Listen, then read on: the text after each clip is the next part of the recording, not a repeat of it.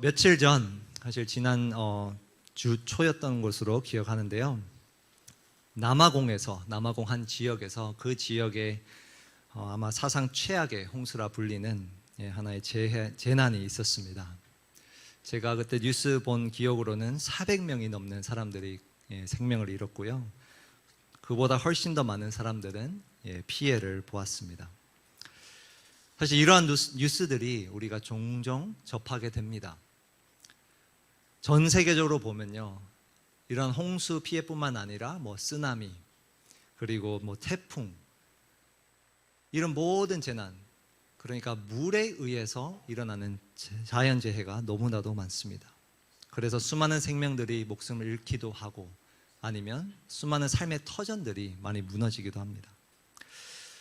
생각해 보면 여러분, 물은 분명히 우리에게 필요한 것인데, 우리의 생명을 위해서 절대적으로 필요한 것인데, 또한 우리의 생명을 앗아갈 수도 있는 매우 무서운 것입니다. 아마도 홍수하면 여기에 교회에서 자란 분들은 오늘 우리가 살펴볼 이 노아의 대홍수 사건이 가장 먼저 떠오를 것입니다. 정말 우리가 지금까지 뉴스로 접했던 그 어느 한 재난과 비교할 수도 없는 홍수 사건, 대홍수가 노아 시대에 일어났습니다. 저는 오늘 이 말씀을 살펴보며 가장 먼저 왜 이러한 일이 일어났는가를 한번 살펴보기를 원하고요. 두 번째로는 우리가 거기에 나오는 한 사람의 모습을 통해서 지난 2주 전에 살펴봤던 에녹의 모습이었죠. 하나님과 동행하는 자의 모습이 구체적으로 어떠한 모습인가를 한번 살펴보기를 원합니다. 그래서 사실 오늘과 다음 주 본문까지 해서 하나님과 동행하는 자는 어떠한 특징을 지니고 있는가를 함께 살펴보기를 원합니다. 그래서 먼저는 우리가 대홍수가 왜 일어났는가 한번 살펴보기를 원합니다. 오늘 본문은 5장의 그 아담의 족보의 맨 마지막에 등장하는 노아라는 사람의 이야기입니다. 그의 족보라고 소개하며 이야기가 시작이 되는데요. 오늘 본문에서 우리가 읽은 것처럼 하나님은 그 노아에게 자신이 이 세상을 심판하실 것을 말씀하고 계십니다. 그것도 홍수로, 물로 심판하실 것을 말씀하세요. 6장 17절 전반부만 보면요, 하나님 말씀입니다. 내가 홍수를 땅에 일으켜 라고 말씀하세요. 그냥 자연재해가 아니라 하나님께서 일으키실 것이라 말씀하세요. 사실 이 홍수를 두고 많은 과학자들과 또 신학자들이 이게 그 지역적인 홍수인지, 지역에만 일어난 홍수인지, 아니면 정말 전 지구를 덮은 홍수인지 논쟁은 있습니다. 그리고 거기에 대한 해답을 알고 싶다면 사자창세기로 오시면 됩니다. 그러한 논쟁은 있습니다. 근데 중요한 건 이 범위가 얼만큼 되느냐가 중요한 게 아니라 하나님께서 일으키셨다는 거예요. 하나님께서 일으키신 홍수다. 그리고 더 중요한 것은 그 홍수의 대상입니다. 심판의 대상이에요. 6장 17절 한번 보실게요. 내가 홍수를 땅에 일으켜 물에 생명의 기운이 있는 모든 육체를 천하에서 멸절하리니 땅에 있는 것들이 다 죽으리라. 그리고 7장 4절을 보시면요, 지금부터 7일이면 내가 40주야를 땅에 비를 내려 내가 지은 모든 생물을 지면에서 쓸어버리리라. 여러분, 이 두 구절에서 나타난 다, 모두, 모든, 이 표현이 참 중요한 것 같아요. 홍수는 홍수인데 지금 우리가 뉴스를 통해 접했던 그 어떠한 홍수보다 모든 생명을 쓸어버리는 어마어마한 홍수라는 거예요. 심판이라는 거예요. 자, 그런데 왜 하나님께서 이토록 잔인한 심판을 작정하셨을까요? 그 이유가 너무나도 중요합니다. 아까 우리가 읽은 11절부터 한번 다시 보시면요, 반복되는 또 표현이 있습니다. 그때에 온 땅이 하나님 앞에 부패하여 포악함이 땅에 가득한지라. 하나님이 보신즉 땅이 부패하였으니 이는 땅에서 모든 혈육 있는 자의 행위가 부패함이었더라. 13절로 넘어가서 보시면요, 하나님이 노아에게 이르시되 모든 혈육 있는 자의 포악함이 땅에 가득함으로. 여러분, 하나님이 왜 모든 생명을 쓸어버릴 어마한 심판을 계획하시는가? 그 이유는 온 땅, 모든 혈육 있는 자, 모든 사람이 그 가운데 부패, 포악함이 가득해서 그러한 심판을 내린다고 말씀하세요. 이 모든이라는 단어가 아까 우리가 살펴본 두 구절과 방금 본 세 구절에서 반복이 되고 있습니다.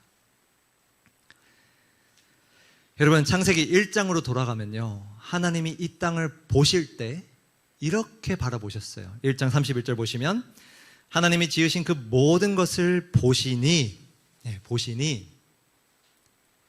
심히 어떻게 했다고요? 좋았더라. 창조를 다 끝내신 이후 그 창조 세계를 보시며 심히 좋았더라 라고 말씀하셨어요. 자, 근데 6장 12절로 다시 돌아가서 보시면 이렇게 기록되어 있어요. 하나님이 보신 즉 이제는 무엇이 보이는가? 죄가 세상 가운데 들어와 이제 무엇이 보이는가? 땅이 부패했으니 이 땅에서 모든 혈육 있는 자의 행위가 부패함이었더라. 한때는 심히 보기 좋았던 그 세계가 이제는 부패함과 포악함으로, 다른 말로 하면 죄악으로 가득했다라고 이야기하고 있어요. 그것이 하나님이 심판을 작정하신 이유입니다. 홍수를 일으키신 이유예요. 말씀 한마디로 세상을 창조하신 그 하나님은 이 심판의 계획 또한 그대로 진행이 됩니다. 7장 11절 한번 보시면요, 노아가 600세 되던 해 둘째 달 곧 그 달 11의 날이라 그날에 큰 기품의 샘들이 터지며 하늘의 창문들이 열려 19절로 넘어가서 보시면요, 물이 땅에 더욱 넘침에 천하의 높은 산이 다 잠겼더니. 어마어마한 홍수예요, 여러분. 이거는 단순히 비로 하늘에서 온 물만 터져 나온 것이 아닙니다. 땅에서도 하늘에서도 물이 터져 나와 천하의 높은 산이 다 잠겼다고 이야기하고 있어요. 여러분, 지금 이 장면은 창세기 1장 2절로 돌아가는 거예요. 창조 이전의 모습으로, 공허하고 혼돈했던 그 모습으로 다시금 돌아가는 겁니다. 그래서 신학자들은 이 모습을 보고는 영어로는 이렇게 표현합니다. Decreation. 창조가 역행했다, 그 전으로 돌아갔다라고 표현하고 있어요. 둘째 날에 보시면 하나님은 그 물을 하늘과 땅으로 나누셨는데 그 나뉜 물이 다시금 합쳐집니다. 그리고 온 땅이 물로 다 덮이는 거죠. 그리고 하나님의 계획대로 모든 생명이 죽습니다.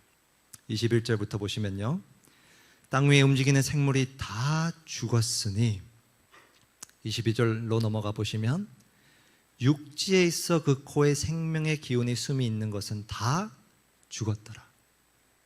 그리고 23절 보시면요, 지면의 모든 생물을 쓸어 버리시니. 이것이 이 홍수의 결과였습니다. 여러분, 왜 하나님은 이토록 무서운 홍수를, 모든 생명과 생물을 다 쓸어버리는 홍수, 자신의 창조 세계를 파괴하는 이 대홍수를 일으키셨을까요? 그 해답은 오늘 주보의 1번 대지인데요, 바로 하나님은 죄악으로 가득한 세상을 심판하신 겁니다. 죄악으로 가득한 세상을 심판하신 겁니다.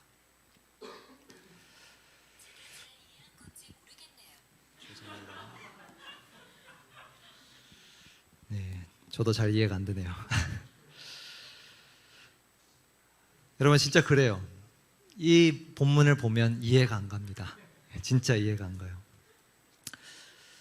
아마 여러분도 저와 같다면 이 본문 앞에서 이런 질문을 수없이 던졌을 거예요. 왜? 왜? 도대체 왜? 자, 여러분, 최근에도 우리가 전쟁을 접하고 있어요. 네, 잘 알고 있죠. 러시아와 우크라이나 전쟁. 뉴스를 보면 참 그 전쟁 속에서 얼마나 많은 피해자들이 나타나는지, 아니 얼마나 사람이 악한지 사실 찾아보기가 너무나도 쉽습니다. 아니 그렇게 멀리 안 가더라도 우리가 우리 주변의 뉴스들만 보더라도 와, 어떻게 사람이 저렇게 악할 수가 있지? 라고 생각되는 일들이 벌어지고 있습니다. 여러분, 이 노아 시대에 방금 읽은 본문의 이 대홍수를 보며 하나님이 왜 이렇게 잔인하실까? 라는 생각을 해보실 수 있겠지만, 저 또한 그런 생각을 했지만, 어쩌면 우리는 이 질문을 던져야 될 것 같아요. 하나님이 왜 그렇게 잔인하실까라는 질문 대신에 이 세상이 얼마나 잔인했으면 하나님이 그렇게 심판을 내리셨을까라는 질문이에요. 여러분, 죄인인 우리의 눈에도 세상이 악하다고, 포악하다고 생각이 든다면 거룩하신 하나님 눈에는 이 세상이 얼마나 더 악하게 보였을까요? 여러분, 하나님은 분풀이를 하신 것이 아닙니다. 그는 그의 창조 세계를 보며 후회하시며 근심하시며 마음 아파하시며 이 심판을 작정하신 거예요. 그가 보기에도 심히 좋았던 그 세계를 그의 손으로 다시 엎으신 거예요. 왜? 죄악이 가득했기 때문에. 사실 오늘 본문은 그래서 하나님의 잔인함이 아니라 죄악이 얼마나 무서운가를 보여주는 대목입니다. 하나님은 왜 이토록 잔인한 심판을 내리셨는가? 바로 그 죄악이, 포악함이 이 세상에 가득했기에 그런 심판을 내리셨다고 오늘 본문은 이야기해 주고 있습니다. 그러면서 오늘 본문은 동시에 이 이야기 속에서 한 사람을 소개하며 하나님과 동행하는 자는 어떠한 사람인가를 구체적으로 보여주고 있어요. 제가 총 3가지를 나누길 원하는데요, 오늘 1가지, 그리고 다음 주에 2가지를 나누길 원합니다. 오늘 본문 첫 구절로 돌아가서 한번 보겠습니다. 노아를 이렇게 소개하고 있어요. 이것이 노아의 족본이라. 노아는 의인이요 당대의 완전한 자라. 그는 하나님과 동행했으며. 우리가 2주 전에 보았던 바로 에녹의 표현입니다. 하나님과 동행한 사람. 노아 역시도 에녹과 같이 하나님과 동행했다고 이야기하고 있어요. 여러분, 에녹은 우리가 기억을 떠올려 보면 5장에서 죄가 만연한, 죽음과 죄가 만연한 세상 속에서 하나님과 동행했어요. 그런데 노아는 어느 시대에 하나님과 동행했는가? 우리가 이전에 살펴보았지만 하나님의 아들들조차, 하나님의 사람들조차 세상과 동행하는 그 시대에 노아는 하나님과 동행했다고 이야기해 주고 있는 거예요. 9절 한번 다시 보시면 그가 의인이요 당대의 완전한 자라. 이 표현은 노아가 완벽한 사람이라는 말은 아니에요. 여기서 중요한 표현은 바로 당대에 라는 표현이에요. 당대에, 그때에. 그때 그 시대의 사람들에 비해서 그는 정말 의인이었고 완전한 자라는 표현이에요. 그래서 7장 1절은 이렇게도 표현합니다. 하반절을 보시면 하나님이 이렇게 노아에 대해서 이야기하세요. 이 세대에서 네가 내 앞에 의로움을 내가 보았음이니라. 노아는 완벽했던 사람이 아니라 적어도 그 세대에서, 그 당대에 하나님과 동행했다라는 의미예요. 모두가 세상과 동행할 때 노아는 하나님과 동행했다, 그 말입니다. 그러면서 오늘 남은 본문은 노아가 어떠한 사람인가를 분명하게 뚜렷하게 보여주고 있어요. 6장 22절 한번 보시면요, 노아가 그와 같이 하여 하나님이 자기에게 명하신 대로 다 준행하였더라. 그리고 7장 5절을 보시면요, 노아가 여호와께서 자기에게 명하신 대로 다 준행하였더라. 2번이나 반복이 됩니다. 다 준행하였더라. 하나님과 동행한 노아는 어떠한 사람이었는가? 그 첫 번째 특징은 무엇인가? 바로 순종입니다. 순종.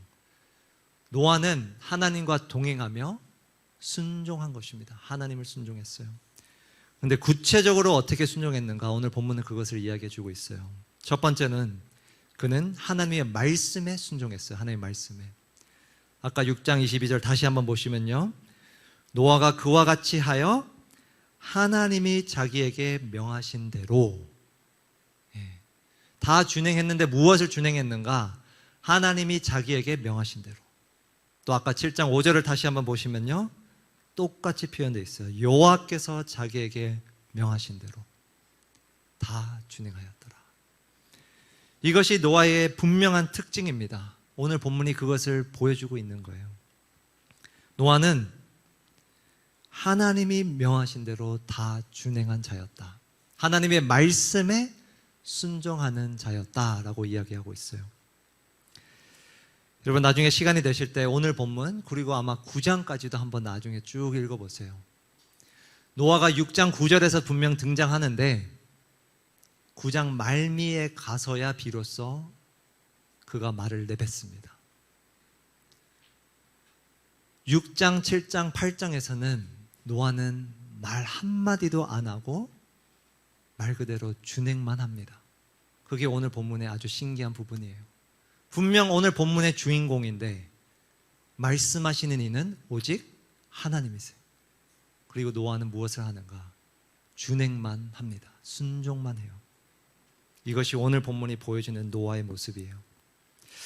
그리고 그의 순종을 좀 더 자세히 살펴보면 그는 하나님의 말씀에 순종했을 뿐만 아니라 그는 상황을 뛰어넘어 순종을 했어요. 상황을 뛰어넘어.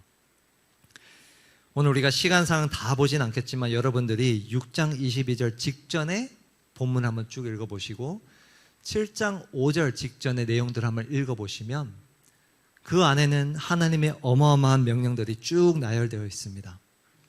하나님은 노아에게 자신의 심판 계획을 말씀하시고요, 그러면서 요구를 하세요. 방주를 지어라. 그것도 어마어마한 크기의 방주를 지어라. 그렇게 말씀하세요.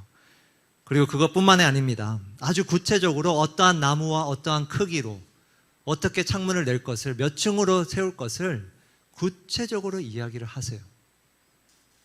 그리고 더 나아가 내가 온 생명을 다 쓸어버리는 심판을 내릴 테니 각기 암수 한 쌍씩을, 생물의 한 쌍씩을 방주에 들어올 것이고 거기에 대한 양식을 준비하라고 하세요. 노아더러.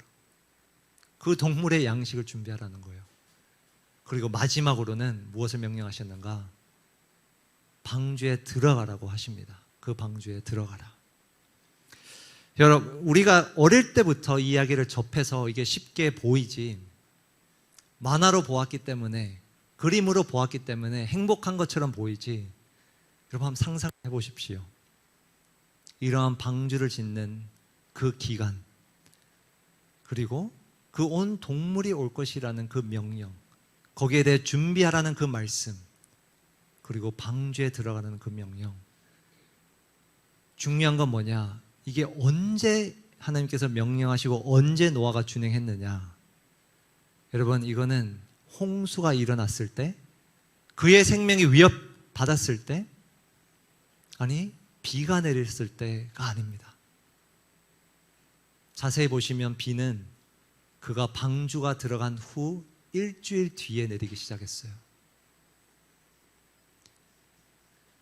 다시금 노아의 입장에서 한번 우리가 살펴보십시오. 여러분 같으면 이것을 다 준행하기가 쉬울까요? 아마도 학자들은 추정하건대 아마 노아 평생에 비 내리는 모습을 보지 못했을 거라 추정을 합니다. 비 한 방울도 내리지 않는 그 상황 가운데 하나님은 방주를 짓고 양식을 준비하고 방주에 들어가라고 말씀하세요.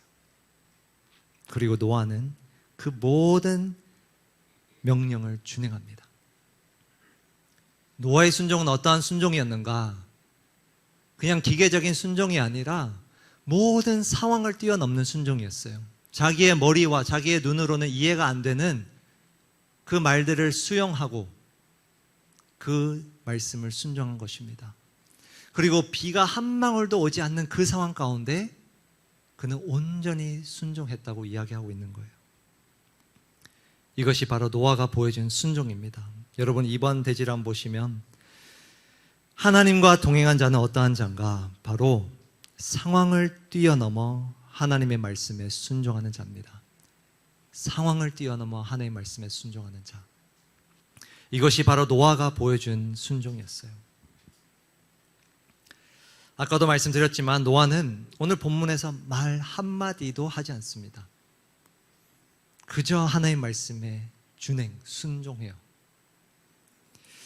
그러나 우리는 상상해 볼 수 있잖아요. 아마 우리가 그 당시로 돌아간다면, 아마 천국에 나중에 가서 노아에게 물어본다면 과연 이 모든 것을 준행하는 게 쉬웠을까?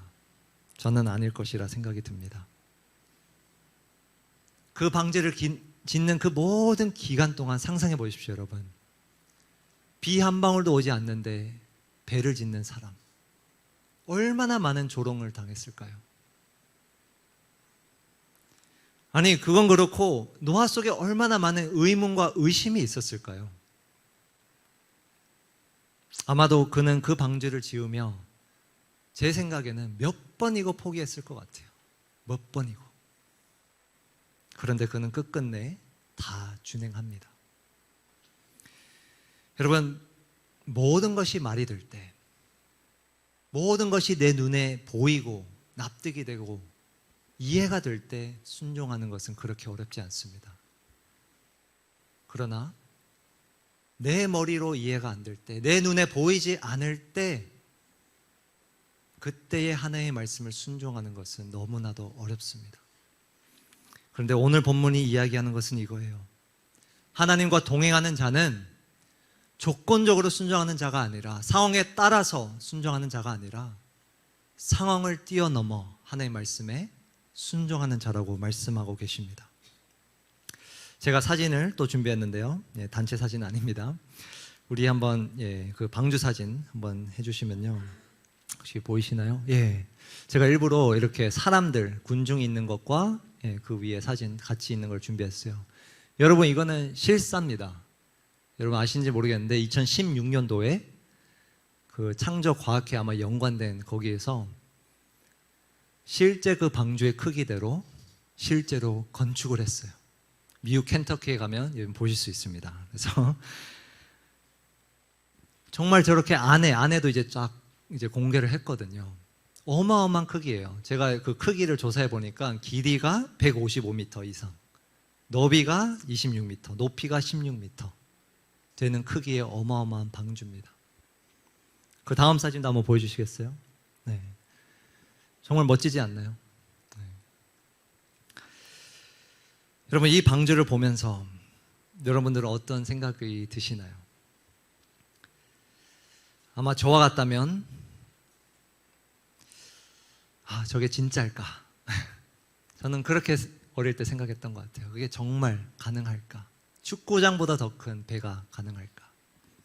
그 당시에 아마 누군가에게는 이 방주는 의심의 대상일 겁니다. 의심의 대상, 의문의 대상. 그리고 누군가에게는 노아는 정말 대단하구나, 정말 인류의 엄청난 업적이구나 라는 생각을 하실 거예요. 그런데 오늘 본문은 이 방주는 순종의 결과물이라고 이야기하고 있어요. 순종의 결과물. 모든 상황을 뛰어넘은 순종의 결과물이라고 이야기하고 있습니다. 노아는 자신을 위해서 대단한 건축물을 남긴 게 아니에요. 그리고 자기가 위협을 당하니까, 죽을 것 같으니까 생존하기 위해서 자기와 자신의 가족을 위해 만든 배가 아니에요. 방주가 아니에요. 이것은 비가 한 방울도 내리지 않을 그때에 상황을 뛰어넘어 하나님의 말씀에 순종한 결과물입니다. 그것이 오늘 본문이 말해주는 방주의 모습입니다. 노아의 모습입니다. 그리고 이것이 바로 하나님과 동행하는 자의 모습이에요.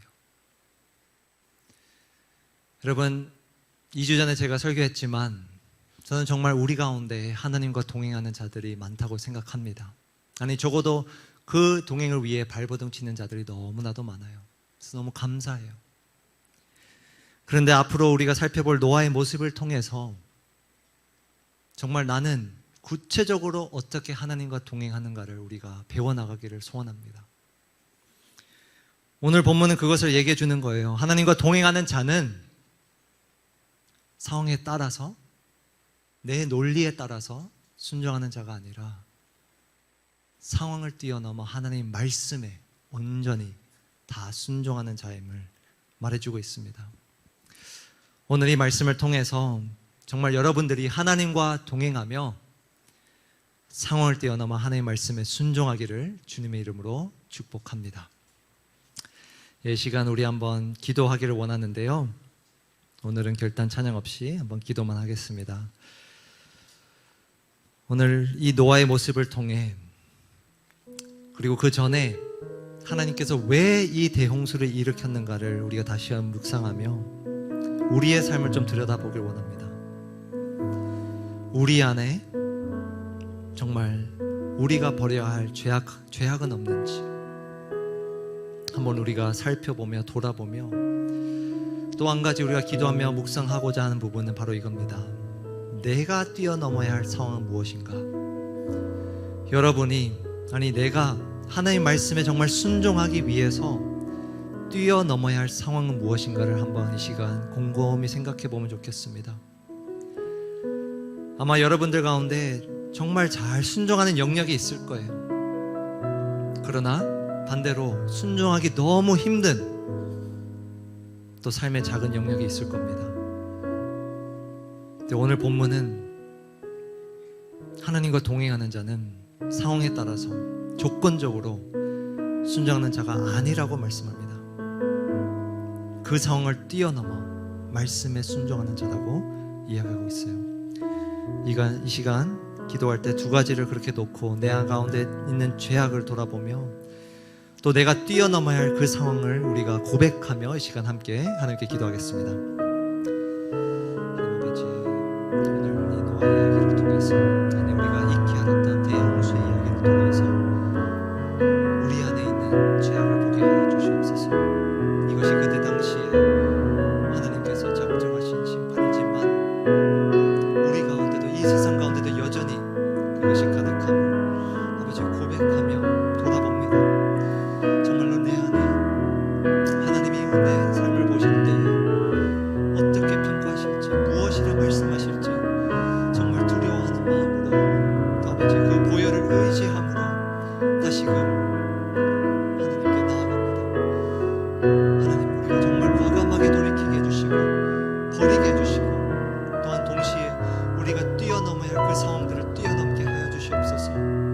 선택적으로 순종하는 자들이 아니라, 내 논리에 따라 순종하는 자들이 아니라, 상황에 따라 순종하는 자들이 아니라, 내 눈에 보이지 않을 때, 내 머리로 이해가 안 될 때에도 하나님의 그 말씀에 온전히 무릎 꿇고 순종하는 자들 되게 주님 축복해 주시옵소서. 정말 그러한 하나님과 동행하는 청년들이 되도록 우리를 축복해 주옵소서. 그의 노아의 모습이 우리의 모습이 되기를 간절히 소원합니다. 당대의 그 시대에 의인이라 부르셨던 그 노아의 모습이 우리 청년들을 바라보실 때에 이 시대에 정말 의인이라며 하나님과 동행하는 자라며 그렇게 하나님께서 평가하실 수 있는 우리 공동체가 되기를 간절히 소원합니다. 도와주시옵소서. 하나님 아버지, 정말 수천 수만 년 전은 하나님께서 작정하신 그 심판, 그 대홍수,